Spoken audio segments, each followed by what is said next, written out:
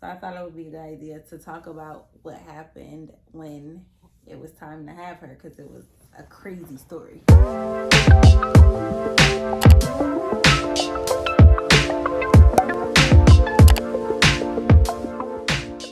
What's poppin'? It's your boy Rio. This is my wife Cara, and we are back with another update on what's been going on with Marriage Madness. As you can see, we have a new addition. Our last video, we talked about how he didn't want no more kids, but I was pregnant. So we have another kid. Have baby Kobe. We've been meaning to do a video, and we've been trying to wait for the right time, but it's never right time. We ain't never gonna do it if we wait. So while she should have been asleep, she decided to wake up. So she gonna be in the video with us. It's funny. Anyways, we decided to come back, and for our first video that we did, we'll do a story time and then continue on with our episodes of conversations and stuff. So I thought it would be a good idea to talk about what happened when it was time to have her, because it was a crazy story. Yeah. Basically what happened was my oldest son was graduating from middle school when he was going to high school. So I was actually on my way to the airport. Was it that day or was it that day that she was born? I was headed to the airport. Because this was all planned months. Let me go back. I picked up her mom from the airport, and as we were coming from the airport from me picking up her mom, she had a doctor's appointment that day. And basically she got to the doctor, and the doctor was like, yo, you ain't feeling no contractions or nothing? And she like, nah, I haven't felt nothing. I mean, she has 3 kids already, so contractions is pretty normal to her, I guess. So you listening? You listening? She like, is that what happened? So yeah, her contractions was pretty crazy, but she had no idea that she was having contractions. So the doctor was like, you're not leaving here. You got to go straight to the hospital. So she sent her across the street to the hospital. She gets to the hospital. Well, she actually still at the doctor's office. She calls me and like, oh my God. Because she know I had a flight to catch this same day. So she called me like, oh my God, you're not gonna believe this. I'm like, what, the baby coming? And I was like, of course she is. Like, I told her she was gonna come the day I had to leave. And exactly what she did. Say that. Because I wasn't even, I was dilated like 3 centimeters for like a couple weeks. Yeah. And at that point, it was just like, I was feeling pressure, but that's it. But when I have contractions, it's pressure. It's not, I don't get painful contractions. You know how the doctors always say, you want your contractions to be very painful and close together. And I don't pay attention to that because I'm not really dealing with any pain, just pressure. So like he said, when I went, she was like, you're not feeling anything, because I was contracting while she was checking me, and I was 6 centimeters. So yeah, I had got sent straight across the street to the hospital. I called him and I felt bad because at that point I didn't know what was gonna happen. I'm like, either he gonna leave and I'm gonna have this baby and he not gonna be here, or he might miss his flight. So crazy enough, my mom was coming to stay that weekend. He was gonna be gone just in case anything happened, but to help me with the kids, because I was 37 weeks pregnant. So he was picking her up from the airport, and I was at the doctor, and all of this happened simultaneously. So we had to go to the hospital, and I drove myself, and then he ended up meeting me there, bringing all my bags and stuff. Everything was already packed. He was packed because he was about to get up out of here. After that, I pack up all the bags. I get my suitcase just in case she have the baby before my flight. My flight wasn't until maybe about 6 or 7 hours later. So I'm like, all right, maybe we had a baby and I could still catch my flight and I could still make the graduation. We're in the hospital. I get there. We get him to the room. I'm watching the clock because I'm like, all right, my flight is at this time. Am I going to make this flight? as it got closer to the time for me to depart, I'm like, all right, she told me to call the airline and see if I could change my ticket. So thankfully, I was able to change my ticket to the next morning in hopes that the baby would even come the day before I had to depart. So I know this sounds a little confusing, but I'm on the fly. I'm doing this on the fly. But she ended up coming, that night? Yeah. She ended up coming like 10 o'clock at night.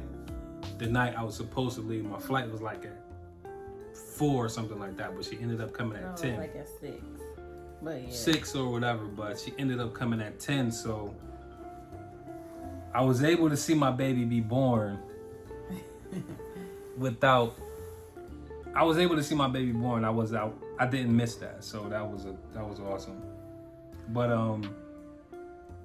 I didn't go to sleep really.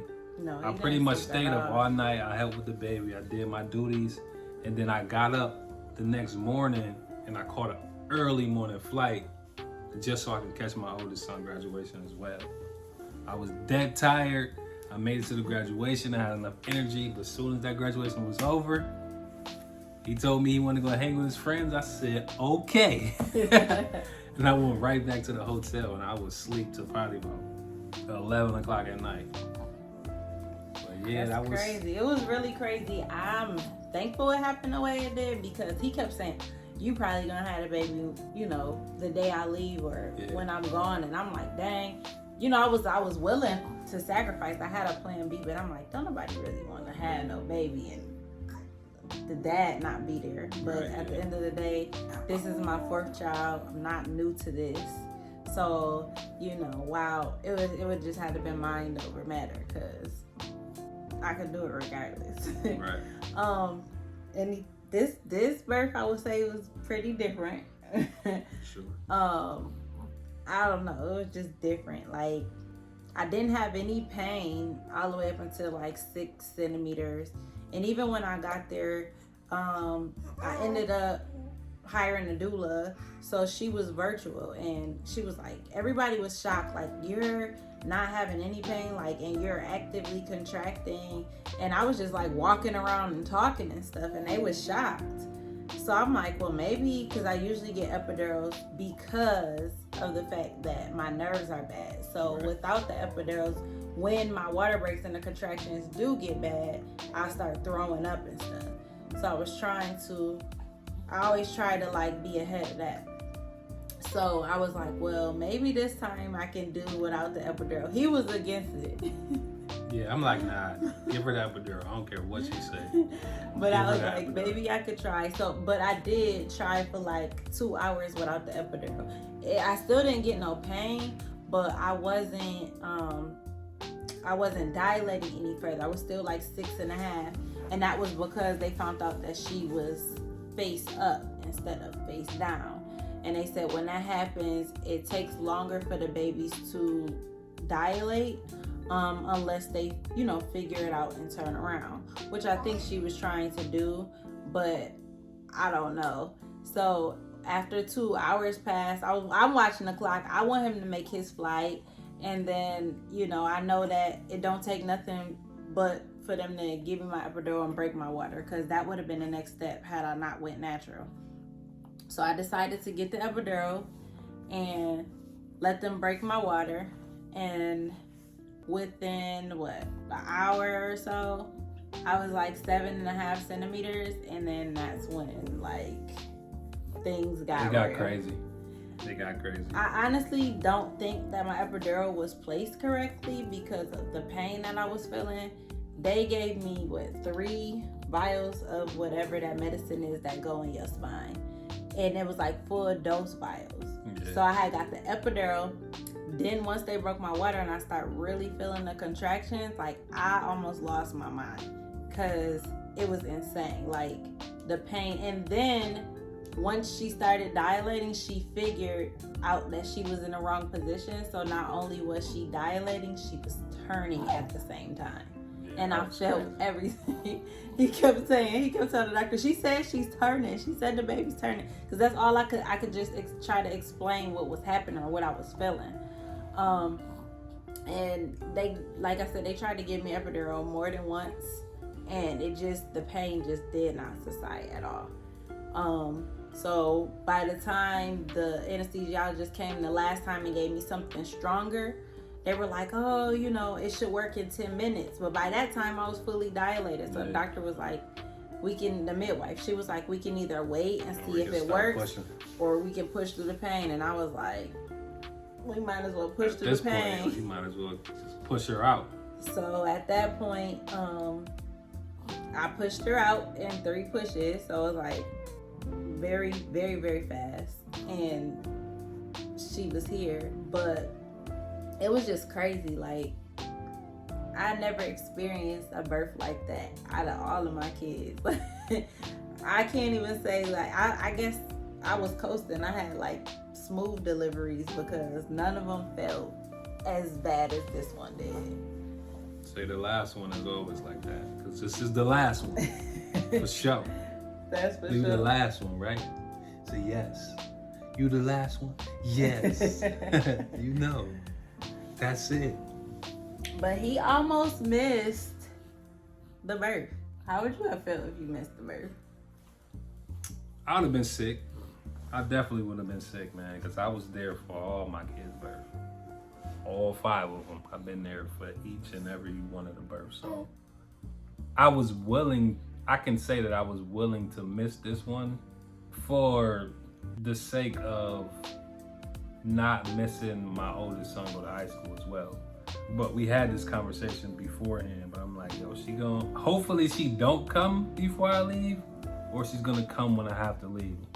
And the situation was just once in a lifetime. That's one of those once in a lifetime situations where you don't expect what you expect. You know what I'm saying? Right. So it's like, I didn't expect her to actually come the day I was leaving, but she actually came the day I was supposed to leave. But God is the greatest, and he worked it out to where I was able to see my baby be born and also attend my son's graduation as well. So grateful for that, thankful for that.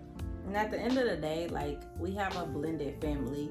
I had to, think about it like, all of our kids are equally important. If any one of them was graduating and I was having a baby, I wouldn't want nobody not to be there. So I would, even if one of the kids here was graduating, I would tell him, like, go be be where you gotta be and then come back, whether you missed the birth or not. Like I said, I'm a big girl. I have 4 kids. This is my 4th baby.